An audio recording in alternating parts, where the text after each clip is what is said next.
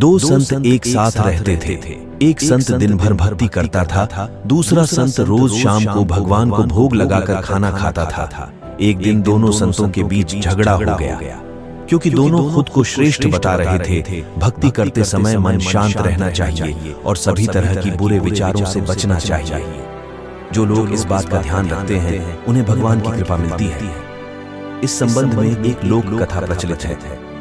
कथा के अनुसार पुराने समय में दो संत एक साथ रहते थे। दोनों की भक्ति का तरीका अलग अलग था।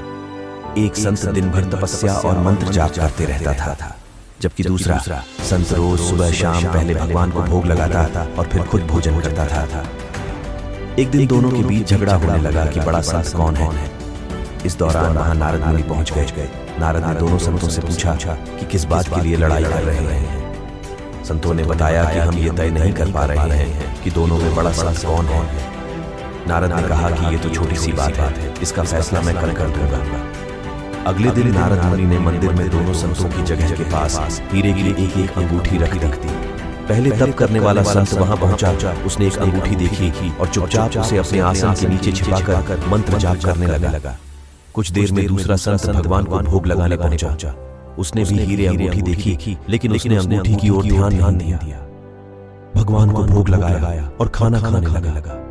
उसने अंगूठी नहीं उठाई। उसके मन में लालच नहीं जागा, क्योंकि उसे भरोसा था कि भगवान रोज उसके लिए खाने की व्यवस्था जरूर करेंगे। कुछ देर बाद वहां नारद जी आ गए। दोनों संतों ने पूछा कि अब आप बताएं कि हम दोनों में बड़ा संत कौन है। नारद ने तपस्या करने वाले संत को खड़े होने के लिए कहा। जैसे ही वह संत खड़ा हुआ तो उसके आसन के नीचे छिपी हुई अंगूठी दिख गई। नारद ने उससे कहा कि तुम दोनों में भोग लगाकर खाना खाने वाला संत बड़ा है।